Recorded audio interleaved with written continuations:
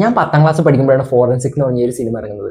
അപ്പോൾ എൻ്റെ കുറച്ച് ഫ്രണ്ട്സിനൊക്കെ ഇതേപോലെ ഫോറൻസിക് സയൻറ്റിസ്റ്റ് ആവണം, എന്താ പറയുക, അത്യാവശ്യം നല്ല ഗുമ്മുള്ളൊരു ജോലിയാണ്, അങ്ങനെയൊക്കെയുള്ള ഒരു ആഗ്രഹങ്ങളൊക്കെ ഉണ്ടായിരുന്നു.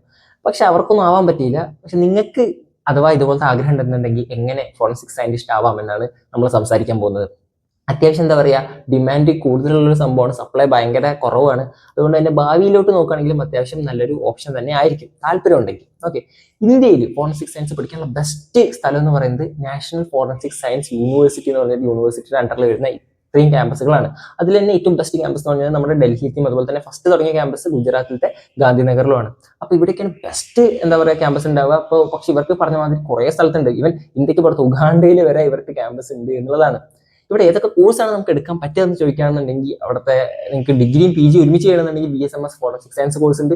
ഇനി അതല്ല എന്നുണ്ടെങ്കിൽ എന്താ പറയുക, 4 വർഷം കൊണ്ട് തീർക്കാന്നുണ്ടെങ്കിൽ ഫോറൻസിക് സയൻസ് ആൻഡ് ക്രിമിനോളജി എന്ന് പറഞ്ഞ കോഴ്സും ഉണ്ട്. ഓക്കെ, ഇതൊന്നും അല്ലാണ്ട് നമ്മുടെ നാട്ടിലത്തെ പിള്ളേർ മിസ് ചെയ്യുന്ന ഒരു ഗോൾഡൻ ഓപ്പർച്യൂണിറ്റി കോളേജ് കിടക്കുന്നുണ്ട് എന്നുള്ളതാണ് ഒരു സംഭവം. എന്താണെന്ന് വെച്ചാൽ അവിടെ ഒരു ബിടെക് പരിപാടിയുണ്ട്. ഇന്ത്യയിലത്തെ one of the best cyber security program offer ചെയ്യുന്നത് actually this national forensic science യൂണിവേഴ്സിറ്റിയിലാണ്. അവിടെ പക്ഷെ എടുക്കുന്നത് JEE മെയിൻ വെച്ചിട്ടാണ്. ബാക്കി എല്ലാ കോഴ്സിനും നിങ്ങൾ നോക്കുകയാണെങ്കിൽ CUET വെച്ചിട്ടാണ് ഇപ്പോൾ എടുക്കുന്നത്. കഴിഞ്ഞ വർഷം വരെ വേറെ പരീക്ഷ ഉണ്ടായിരുന്നു, പക്ഷെ ഇപ്പോൾ CUET മതി.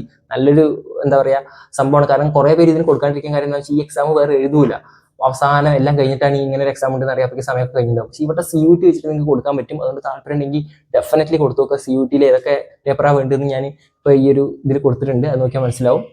അപ്പോൾ അത്രേ ഉള്ളൂ. പിന്നെ ഈ ബിടെക്കിൻ്റെ കാര്യം പറഞ്ഞപ്പോഴും അതിന് മാത്രം JEE മെയിൻസ് വെച്ചിട്ടാണ്. അത്യാവശ്യം നല്ലൊരു പ്രോഗ്രാമാണ്. ഹയസ്റ്റ് പ്ലേസ്മെന്റ് 60 lakh പ്ലസ് ഒക്കെ പോയിട്ടുണ്ടായിരുന്നു, 60 ലക്ഷത്തിന് ഇത് പോയിട്ടുണ്ടായിരുന്നു. ആവറേജ് പ്ലേസ്മെന്റിൽ 13 ലക്ഷത്തിന്റെ അടുത്തൊക്കെ ഉണ്ട്. പിന്നെ പറഞ്ഞല്ലോ, ഈ സൈബർ സെക്യൂരിറ്റിയും എത്തിക്കൽ ഹാക്കിംഗ് ഒക്കെ ഭാവിയിലേക്ക് അത്യാവശ്യം എന്താ പറയുക നല്ല സ്കോപ്പുള്ളൊരു മേഖല തന്നെയാണ്. എല്ലാവരും കമ്പ്യൂട്ടർ സയൻസ് പോയി എന്നൊക്കെ പറഞ്ഞാലും ഇത്തരത്തിലെ 2-3 സാധനങ്ങളുണ്ട്, അത് ഹൈ ഡിമാൻഡ് തന്നെയാണ്. അപ്പോൾ അതൊന്നും നോക്കുക. ഞാൻ അതല്ലാതെ വേറെ ഏതൊക്കെ കോഴ്സുകളെന്ന് ചോദിക്കുകയാണെങ്കിൽ BSc പ്ലസ് LLB എന്ന് പറഞ്ഞിട്ടും BA പ്ലസ് LLB എന്നൊക്കെ പറഞ്ഞിട്ടും കുറച്ച് കോഴ്സുകളുണ്ട്. അത് ക്ലാറ്റ് വെച്ചിട്ടൊക്കെയാണ് നിങ്ങൾക്ക് കയറാൻ പറ്റുക. പക്ഷെ അതിനെക്കാട്ടിലൊക്കെ ബെറ്റർ ഞാൻ പറയുകയാണെങ്കിൽ ഫോറൻസിക് യൂണിവേഴ്സിറ്റിയിൽ ഇതുപോലെ ഫോറൻസിക് സയൻസോ അല്ലാന്നുണ്ടെങ്കിൽ ഈ ബിടെക്കോ പഠിക്കാൻ പോകുന്നതായിരിക്കും. ഈ ബിടെക് തന്നെ എല്ലാ സ്ഥലങ്ങളിലും ഇല്ല. ഞാൻ നേരത്തെ പറഞ്ഞതുമാതിരി നമ്മുടെ ഗുജറാത്തിലത്തെ ഗാന്ധിനഗറിലും ഡൽഹിയിലും അങ്ങനെ കുറച്ച് മെയിൻ ക്യാമ്പസുകളിലേ ഉള്ളൂ. പിന്നെ അതിന്റെ ഫ്രീ സ്ട്രക്ചർ നിങ്ങൾക്ക് അറിയാൻ താല്പര്യം ഉണ്ടെന്നുണ്ടെങ്കിൽ ഫീ സ്ട്രക്ചർ ഓരോ കോഴ്സിനും ചെറുതായിട്ട് വ്യത്യാസമുണ്ട്. ഇത്രയും ക്യാമ്പസിലോണ് ഞാൻ ഓരോന്നും എടുത്ത് പറയുന്നില്ല. നിങ്ങൾക്ക് ഇമ്പോർട്ടൻറ്റ് ലിങ്ക് സംഭവങ്ങളൊക്കെ ഞാൻ ഡിസ്ക്രിപ്ഷൻ ബോക്സിൽ കൊടുക്കുന്നുണ്ട്. അപ്പോൾ അതാണ് നല്ലൊരു ഓപ്ഷനാണ്. Definitely check it out.